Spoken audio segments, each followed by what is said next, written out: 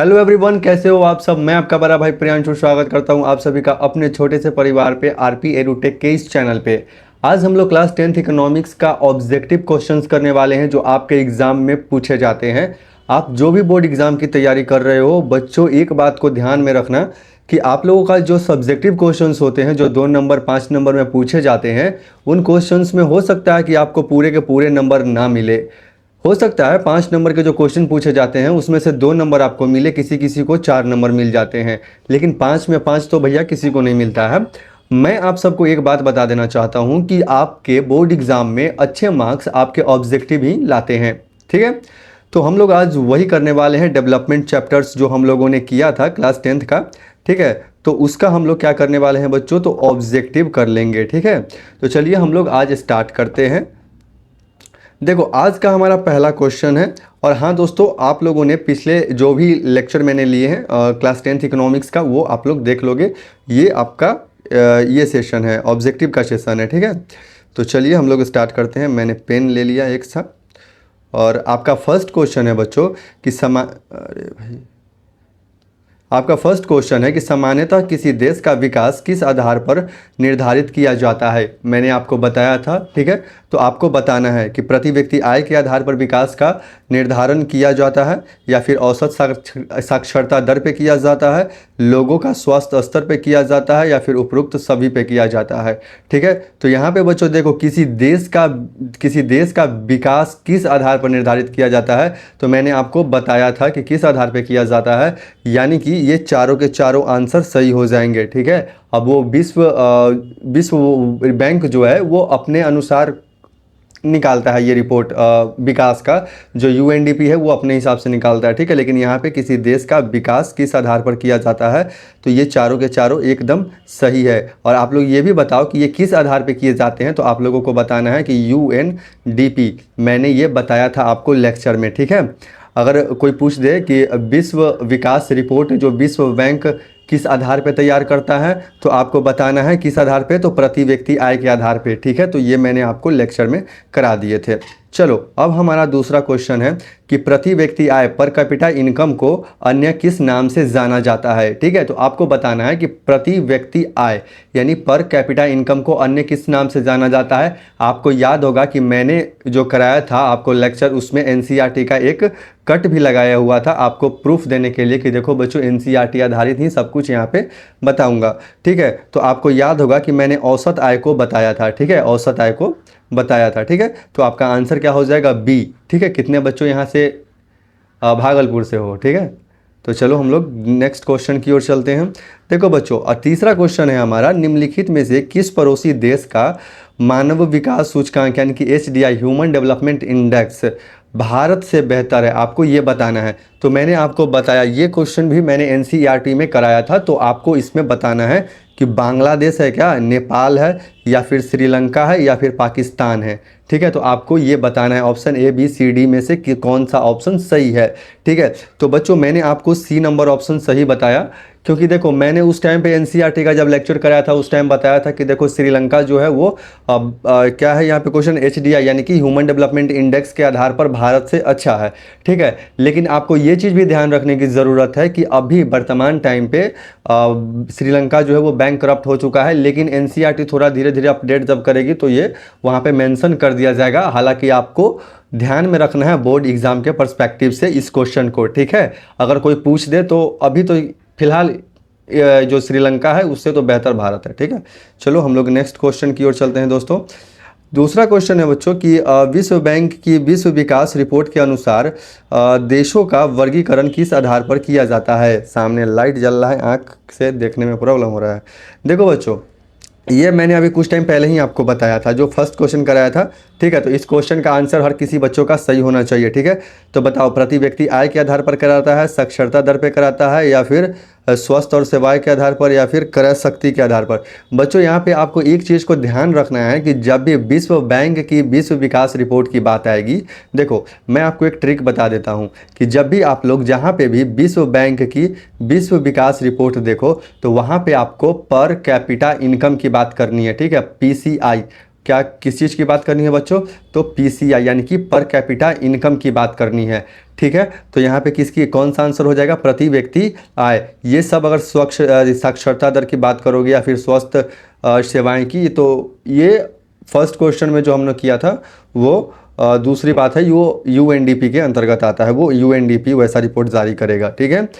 पांचवा क्वेश्चन है बच्चों कि भारत के किस राज्य में शिशु मृत्यु दर सबसे कम है। आपको ये बताना है कि भारत का कौन सा ऐसा राज्य है जिसमें शिशु मृत्यु दर सबसे कम है। ठीक है। शिशु मृत्यु दर आप लोगों को मैंने बताया था लास्ट में जो लेक्चर कराए थे उसमें, कि जो बच्चे 1,000 बच्चों में से जो 1 साल के अंदर बच्चे मर जाते हैं तो उसी आधार पर बताया जाता है कि शिशु मृत्यु दर यानी कि कितना है। ठीक है। तो बताना है आपको बिहार का सबसे कम पूछा है ना, आपको ये भी ध्यान रखना है कम अधिक। सबसे कम किसका है, तो बिहार का है क्या, या फिर केरल का है, या फिर पंजाब का है, या फिर उत्तर प्रदेश का है।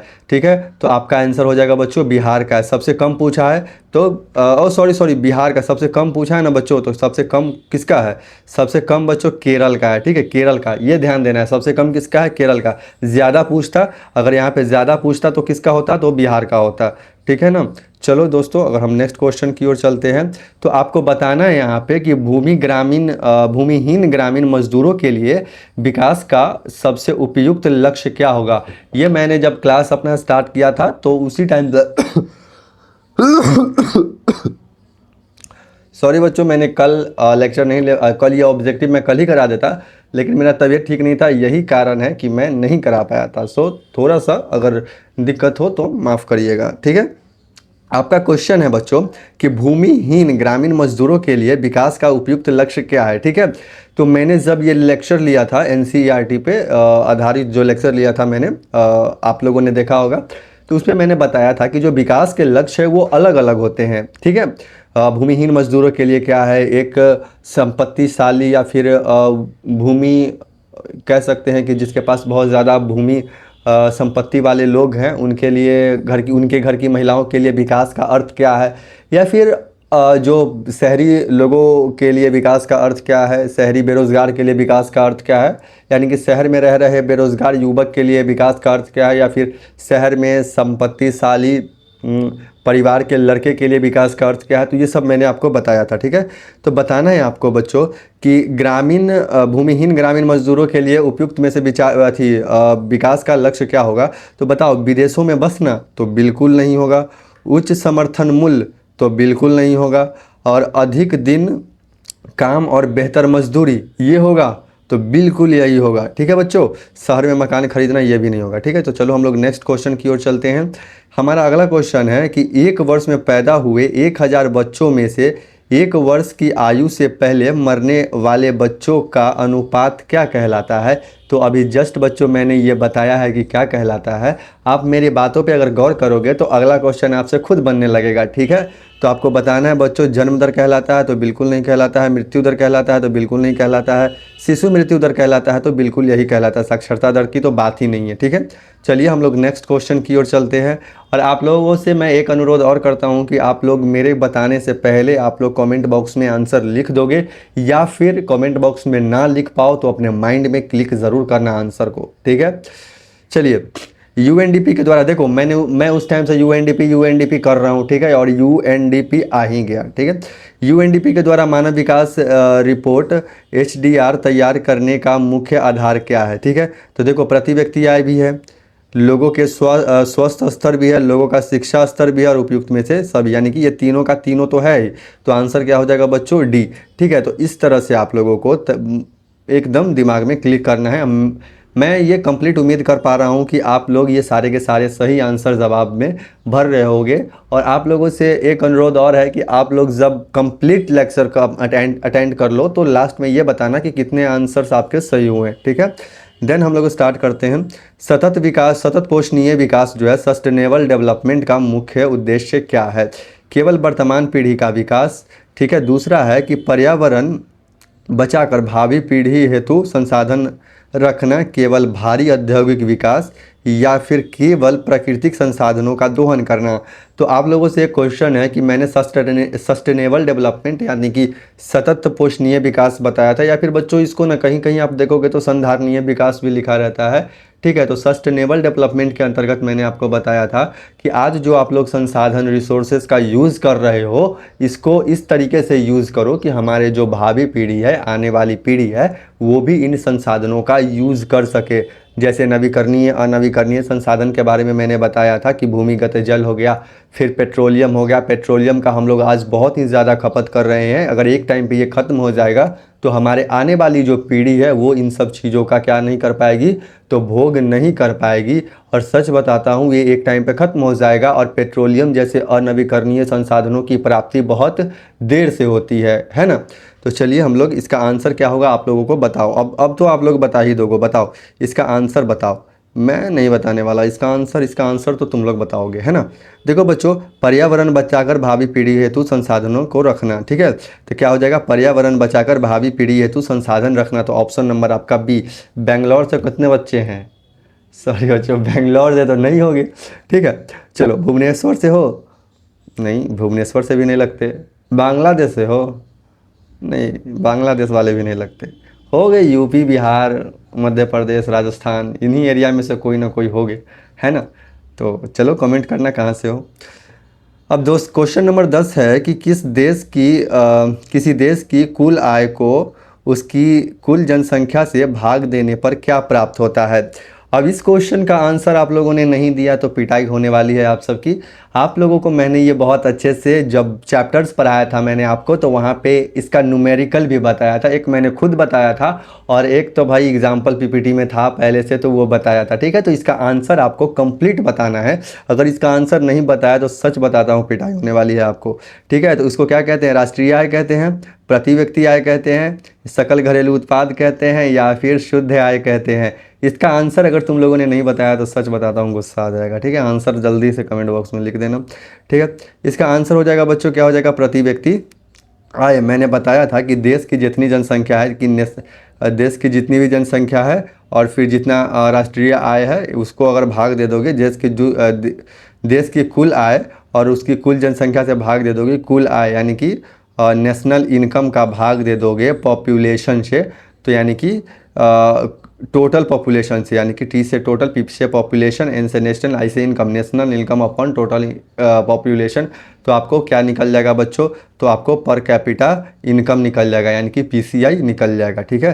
तो चलो, इतना तो समझदार मेरे बच्चों, मेरे दोस्तों, मेरे छोटे भाई आप लोग हो ही, ठीक है।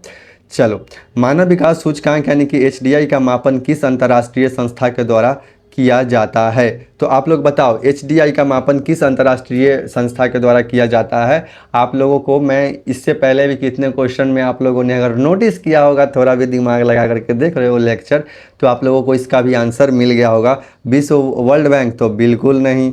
बताओ, यूएनआईसीईएफ तो बिल्कुल नहीं होगा, आईएमएफ होगा, बिल्कुल नहीं होगा, यानी कि यूएनडीपी संयुक्त राष्ट्र विकास कार्यक्रम के द्वारा किया जाता है, यानी कि ऑप्शन नंबर बी हो जाएगा दोस्तों। Option number B is right answer, ठीक है। 11 नंबर क्वेश्चन हो गया हमारा। अब 12 नंबर क्वेश्चन ये है कि निम्नलिखित में से कौन गैर नवीकरणीय संसाधन, नॉन रिन्यूएबल रिसोर्स कौन सा है। बताओ, गैर नवीकरणीय संसाधन। और गैर नवीकरणीय संसाधन कौन सा होता है बच्चों, कि जब कोई भी संसाधन का यूज़ करने के बाद उसकी जब समाप्ति होगी तो उसे प्राप्त करना बहुत ही ज़्यादा मतलब कि टाइम कंज्यूमिंग है, मतलब बहुत टाइम के बाद वो प्राप्त होता है, ठीक है। तो ये गैर नवीकरणीय संसाधन होता है। तो नवीकरणीय संसाधन क्या होता है कि जब आप कोई भी ऐसा संसाधन है जो अगर अभी ख़त्म हो रहा है तो फिर उसकी आपूर्ति जो है सो कम समय में संभव है। मीन्स अगर सूर्य अगर आज सूर्य का लाइट आया और रात हुआ, फिर कल होकर के वो आ जाएगा, ठीक है। जैसे मैंने भूमिगत जल की भी बात की थी, लेकिन एक टाइम के बाद वो भी थोड़ा समस्या ज़्यादा यूज करने पर उत्पन्न करेगा, ठीक है। तो क्या पूछा बच्चों, तो गैर नवीकरणीय संसाधन पूछा है। तो बताओ, गैर सूर्य ऊर्जा क्या है, तो ये तो प्राप्त हो जाता है जल्दी। पवन ऊर्जा क्या है, ये भी प्राप्त हो जाएगा। जल क्या है, ये भी प्राप्त हो जाता है वर्षा के ज़रिए। लेकिन कच्चा तेल जो है बच्चों, पेट्रोलियम, ये प्राप्त नहीं होता है, ठीक है। तो इसका आंसर क्या हो जाएगा, ऑप्शन नंबर सी। कितने बच्चे चंडीगढ़ से हो बताओ, ओ नहीं लिखा बच्चों, सी लिखा, ठीक है। तुम लोग क्या कर सकते हो भाई। देखो, पंजाब के समृद्ध किसानों के लिए विकास का मुख्य लक्ष्य क्या है। आप लोगों को मैंने उस टाइम पे एक, जब एनसीईआरटी पढ़ा रहा था तो उस टाइम पे मैंने एक चीज़ बताया था। आयुष, आयुष, आयुष, आयुष, तो एक काट के लेके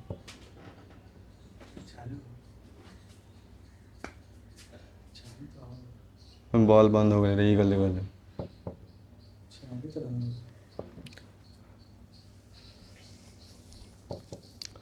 तो चलो बच्चों, कोई दिक्कत नहीं है, मतलब थोड़ा सा यहाँ पे टेक्निकल इश्यूज, थोड़ा सा लाइट वाइट का आ जाता है, ठीक है।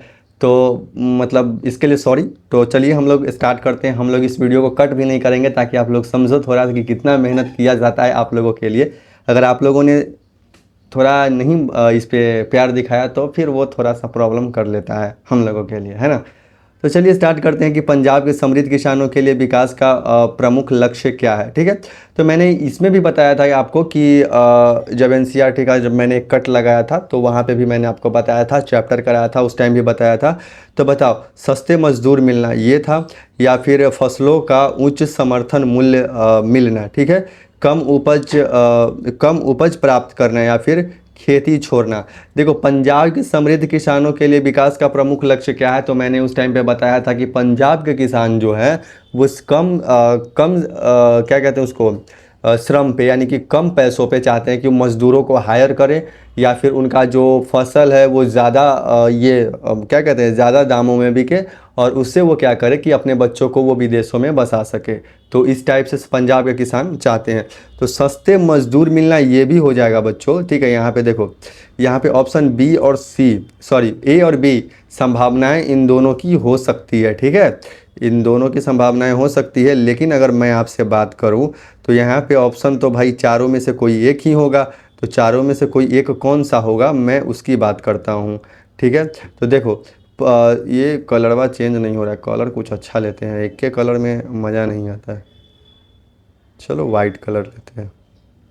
चलो बच्चों, देखो, फसलों का उच्च समर्थन मूल्य मिलना, यानी कि फसल का उच्च, देखो बच्चों, अब लास्ट इनका क्या विकास का अर्थ है कि इनको बच्चों को जो है, इनके बच्चों को विदेशों में बसाना, ठीक है, विदेशों में बसाना।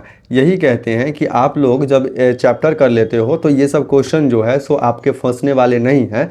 यहाँ पे आप लोगों को दो चीज़ में दिक्कत आने वाली है कि देखो, सस्ते मजदूर का मिलना, ठीक है, और फसलों का उच्च समर्थन मूल्य मिलना। अब बचाओ बताओ कि सस्ते मजदूर अगर मिल जाएंगे तो फसल की जो बिक्री होगी कम पैसों में, तो इससे तो विदेशों में नहीं बसा पाएंगे। अगर मैं फाइनली आंसर की बात करूं, तब फसलों का उच्च समर्थन मूल्य मिलना, तभी जाकर के क्या करेंगे, उनके पास पैसे आएगा और फिर वो अपने बच्चों को विदेशों में बसा पाएंगे। तो ये पंजाब के किसानों के लिए हो गया, यानी कि ऑप्शन नंबर बच्चों बी इज राइट आंसर। पानी दे। निवल उपस्थिति अनुपात किस ए भाई सच में बताओ, ये वाइट टू वाइट हो गया है ना। चलो, अब बताना है आपको आंसर, 14 नंबर क्वेश्चन का आंसर बताना है आपको कि निवल उपस्थिति अनुपात किस आयु वर्ग के बच्चों के स्कूल में जाने की प्रतिशत दर्शाता है। 6 से 10 वर्ष के बच्चों के, 14 से 15 वर्ष के बच्चों के, या फिर 18 से 25 के बच्चों के, या फिर 1 से 5 वर्ष के बच्चों को, ठीक है। तो आपको ये बताना है, ठीक है। जल्दी जल्दी आंसर बताओ इसका कॉमेंट में।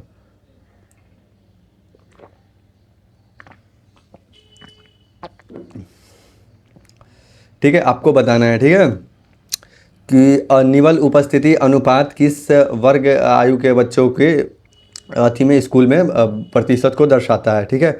तो आपको ये बताना है, जल्दी से बताओ इसका आंसर क्या होगा। इसका आंसर क्या होगा, जल्दी बताओ। ये आंसर मैं छोड़ दूँ तुम लोगों के लिए, छोड़ दूँ, क्या बताओगे तुम इसका आंसर। चलो मैं छोड़ता हूँ, कल कमेंट बॉक्स में चेक करूँगा कि किस किस ने ये आंसर दिया है, ठीक है। चलो नेक्स्ट क्वेश्चन हमारा आता है कि बताओ बच्चों कि body mass index BMI, BMI का फुल फॉर्म क्या होगा, बॉडी मास इंडेक्स, इन सभी का फुल फॉर्म याद करके रखना, क्योंकि बीएमआई कहीं कहीं आपको लिख करके डायरेक्ट दे देगा, बॉडी मास इंडेक्स नहीं देगा। ठीक है, का उपयोग किस स्थिति को मापने के लिए किया जाता है? ऑप्शन ए है बच्चों, आय का स्तर मापने के लिए किया जाता है, पोषण का स्तर मापने के लिए किया जाता है, शिक्षा का स्तर मापने के लिए किया जाता है, या फिर बेरोजगारी का स्तर मापने के लिए किया जाता है। तो इसका आंसर हो जाएगा बच्चों बी, यानी कि बी से बहादुरगंज। हंसना मत, थोड़ा सा पढ़ते पढ़ते इंजॉय ज़रूरी है। केरल में शिशु मृत्यु दर कम होने का मुख्य और सबसे महत्वपूर्ण कारण क्या है? बताओ बच्चों कि यहाँ केरल में कोई आदमी मर रहा है तो, या सॉरी मतलब कहीं पे किसी की मृत्यु हो रही है ज़्यादा, तो वहाँ पे कारण क्या हो सकता है वहाँ के लोगों के लिए सबसे ज़्यादा? तो कारण यही हो सकता है कि वहाँ पे स्वस्थ शिक्षा स्वस्थ का जो साधन है वो सही से उपलब्ध नहीं होगा। तो उच्च प्रति व्यक्ति आए तो ये नहीं होगा। ठीक है, स्वस्थ शिक्षा और सुविधाओं का बेहतर प्रावधान। ठीक है, तो यही होगा। ठीक है, ऑप्शन नंबर बी। ठीक है, अधिक कारखाने, ये तो और निपटा देगा आदमी को। अधिक कृषि भूमि का होना, तो ये तो कोई मतलब भी नहीं। देखो बच्चों, यही होगा ऑप्शन नंबर बी, स्वास्थ्य एवं शिक्षा सुविधा का बेहतर होना। क्योंकि देखो स्वास्थ्य अच्छा होगा, शिक्षा स्तर अच्छा होगा तो लोगों का जीवन भी बेहतर होगा। ठीक है, और बच्चे का वो जो दर है शिशु मृत्यु दर वो भी कम होगा। ठीक है, और निम्नलिखित में से कौन सा विकास का एक गैर भौतिक यानी कि अभौतिक लक्ष्य है? आपको मैंने विकास के भौतिक और अभौतिक लक्ष्य भी बताए थे। भौतिक लक्ष्य विकास के वैसे होते हैं जो आपको मतलब महसूस हो जाते हैं, सामने से दिख जाते हैं। अभौतिक लक्ष्य वो होते हैं जो मैंने आपको एग्जांपल दिया था कि मान लो कि आपको 50,000 की जॉब लग जाती है और डेली वहाँ के जो मालिक हैं वो आपको 50 गालियाँ देते हैं, तो ये कहीं ना कहीं अभौतिक लक्ष्य ही है कि हमें पैसे मिले तो मिले लेकिन उतना रिस्पेक्ट भी हमको मिले, है ना। तो वही है। तो बोलो अधिक आय होगा तो नहीं, ये तो भौतिक हो जाएगा। स्वतंत्रता और समानता का अधिकार होगा, बताओ। पक्का मकान होगा तो ये भी भौतिक हो जाएगा, मकान को आप छू सकते हो। कई नई ठीक है, नई कार खरीदना, तो ये बिल्कुल नहीं होगा, यानी कि ये भी भौतिक ही हो जाएगा। अभौतिक की अगर बात करें तो स्वतंत्रता और समानता का अधिकार। स्वतंत्रता को आप छू सकते हो, नहीं छू सकते। समानता को छू सकते हो तो नहीं छू सकते हैं। ठीक है, तो स्वतंत्रता और समानता हमको चाहिए होगा। चलिए बच्चों, 18 नंबर क्वेश्चन आपको बताना है कि भारत में लगभग कितने जिले, ये क्या है, अच्छा भूजल, हमको लगा कि ये भूगोल। ठीक है, भारत में लगभग कितने जिले भूजल के अतिरिक्त उपयोग और गंभीर समस्या से ग्रस्त हैं? ठीक है बच्चों, तो इसका आंसर आप लोग बताओगे। ठीक है, इसके आंसर में थोड़ा सा कन्फ्यूज़न लग रहा है। 100 जिले होगा, 300 होगा, या फिर 50 होगा, या फिर 500। ये 50 को तो ऐसे ही साइड कर दो। ठीक है, 100 जिले, इतने बड़े देश में 100 जिला तो नहीं होना चाहिए। ठीक है, 50 जिला, 500 जिला, तो 500 और 300। तो देखो बच्चों, 300 से अधिक की बात करें तो 300 से अधिक में 500 भी आ जाएगा। ठीक है, तो इसको साइड कर देते हैं, यानी कि 300 से अधिक जिले होंगे। ठीक है, ये क्वेश्चन थोड़ा डाउटफुल है लेकिन हालांकि 300 ही होंगे। ठीक है, हाँ, इसको मैं चेक करके मैं बता दूंगा। ठीक, चलो अगला क्वेश्चन है, सर्वाधिक वितरण प्रणाली यानी कि पीडीएस का मुख्य कार्य क्या होता है? सर्वाधिक वितरण प्रणाली का ये क्या होता है बच्चों? तो आपको इसका आंसर बताना है। तो बताओ क्या होगा? टैक्स वसूलना। टैक्स वसूलता है पीडीएस में, ये शायद नहीं बताया था आपको। ठीक है, गरीबों को उच्च मूल्य पर खाद्यान्न प्राप्त कराना, या फिर मुफ्त शिक्षा प्रदान करना, या फिर सरकारी नौकरी देना, ये नहीं होगा। ठीक है, टैक्स वसूलना ये भी नहीं होगा। ठीक है, मुफ्त शिक्षा प्रदान करना, यानी कि ऑप्शन नंबर बी आपका सही हो जाएगा, गरीबों को उचित मूल्य पर खाद्यान्न उपलब्ध कराना। ठीक है, अब अगला क्वेश्चन है आपका बच्चों की साक्षरता दर, लिटरेसी रेट की गणना किस आयु के वर्ग के जनसंख्या के आधार पर की जाती है? तो आपका इसका आंसर क्या होगा? जल्दी जल्दी ऑप्शन में बताओ, आंसर बताओ जल्दी जल्दी। साक्षरता दर की गणना किस आयु वर्ग की जनसंख्या के आधार पर की जाती है? लिटरेसी रेट की गणना बताओ, जल्दी बताओ। इसका आंसर भी मैंने एनसीईआरटी में बताया था। 5 वर्ष से अधिक उम्र तो बिल्कुल गलत हो जाएगा, 10 वर्ष से अधिक तो गलत, 18 वर्ष से अधिक तो गलत, यानी कि आंसर क्या हो जाएगा? बी से। बार बार बी से पता नहीं क्या हो जाता है, बी से बेंगलोर वाला ही बार बार आ जा रहा है। तो इसका आंसर क्या हो जाएगा बच्चों? Option number B is right answer. बच्चों आज हम लोगों ने 20 क्वेश्चन कर लिए, थोड़े समय का अभाव है। चलो हम लोग ये क्वेश्चन और कर लेते हैं। क्वेश्चंस तो बहुत सारे हैं, अगर आप लोग कहोगे तो इस चैप्टर के 50 क्वेश्चन भी करवा सकता हूँ। ठीक है, जो आपके एग्ज़ाम में बिल्कुल नहीं छूटने वाले हैं। ठीक है, ये लास्ट क्वेश्चन है, ये कर लेते हैं, उसके बाद हम लोग फिर नेक्स्ट टॉपिक में करेंगे। ठीक है, बताओ बच्चों कि विकास के लिए लोग किस प्रकार के लक्ष्यों का मिश्रण देखते हैं। बताओ, केवल अधिक आय का, सामाजिक प्रतिष्ठा का, आय तथा अन्य मिले जुले लक्ष्य, केवल राजनीतिक अधिकार। तो इसका आंसर क्या होगा बच्चों? इसका आंसर आप लोगों को बताना है। पहले ये देखना है आप लोगों को कि क्वेश्चन में क्या पूछा गया है। ठीक है, तो आप लोगों के क्वेश्चन की अगर मैं बात करूं तो क्या पूछता है, किस प्रकार के मिश्रित विकास के लिए लोग किस प्रकार के लक्ष्यों का मिश्रण देखते हैं। किस मिश्रण, विकास के लिए जो मिश्रण की अगर बात आ जाए लक्ष्यों के आधार पर, तो केवल आय मिल जाएगा, ये तो भौतिक लक्ष्य हो गया। ठीक है, तो भौतिक लक्ष्य अगर मिल जाएगा तो कहीं ना कहीं आपको, अगर अभौतिक नहीं मिला, आपको सम्मान और स्वतंत्रता नहीं मिला, तो कहीं ना कहीं आप आहत हो जाओगे। केवल सामाजिक प्रतिष्ठा मिली, सामाजिक प्रतिष्ठा बहुत मिल गया, ठीक है, अगर धन आपको नहीं मिला तो ये भी कहीं ना कहीं आपको क्या हो जाएगा बच्चों, तो प्रॉब्लम कर जाएगा कहीं ना कहीं। लेकिन आय तथा अन्य मिले जुले लक्ष्य, अगर इसको अन्य में अगर हम लोग बच्चों शामिल कर ले, तो अन्य में ये केवल अन्य में केवल को अगर हटा दे तो सामाजिक प्रतिष्ठा भी आ जाएगी। ठीक है, अगर हम लोग बात करते हैं बच्चों, यहाँ पे आप लोग कहोगे कि अन्य मिले जुले लक्ष्य कैसे हो जाएगा, तो देखो कैसे हो जाएगा। देखो, अगर केवल अगर यहाँ पे लगा हुआ है ना बच्चों केवल, तो केवल का मतलब होता है एक। ठीक है, अगर यहाँ पे लगा हुआ है अन्य मिले जुले लक्ष्य, तो अन्य मिले आय का मतलब क्या हो जाएगा, आपका तो पैसा इनकम हो ही जाएगा, और अन्य मिले जुले लक्ष्य का मतलब हो जाएगा कि आपका जो समानता है। ठीक है, समानता है आपका। ठीक, और उसके बाद क्या है, स्वतंत्रता यानी कि फ्रीडम। तो ये सब जो है आपको अन्य लक्ष्य में आ जाएंगे, यानी कि ऑप्शन नंबर सी इसका राइट आंसर हो जाएगा। तो चलो बच्चों, आज हम लोगों ने बस 21 क्वेश्चन किए हैं, और इसकी 21 क्वेश्चन में से आप लोगों ने कितने क्वेश्चन सही किए हैं ये आप लोगों को बताना है। ये पसीना तुम लोगों को दिख रहा होगा, लेकिन कोई दिक्कत नहीं है, आप लोग बस कंसिस्टेंसी बनाए रखो। किसी भी बोर्ड एग्जाम की तैयारी करो, एनसीईआरटी से ऊपर कुछ नहीं होता है। आज आप लोग एनसीईआरटी पढ़ो या फिर 5 साल बाद पढ़ो, पढ़ना तो एनसीईआरटी ही है आप लोगों को। ठीक है, तो चलो इसी के साथ अपना वार्तालाप समाप्त करते हैं। आप लोग कितने क्वेश्चन का आंसर सही किए हो उसको कमेंट बॉक्स में लिखना। ठीक है, मिलते हैं नेक्स्ट लेक्चर में, इकोनॉमिक्स का लेक्चर नंबर 2 कल मिलते हैं कि उसमें हम लोग कैसे पढ़ेंगे, और बहुत अच्छे तरीके से पढ़ेंगे। लेक्चर को अटेंड करना, क्योंकि उसको तुम अटेंड करते हो तो तुम्हारा ऑब्जेक्टिव ज़रूर बनता है। सो जय हिंद।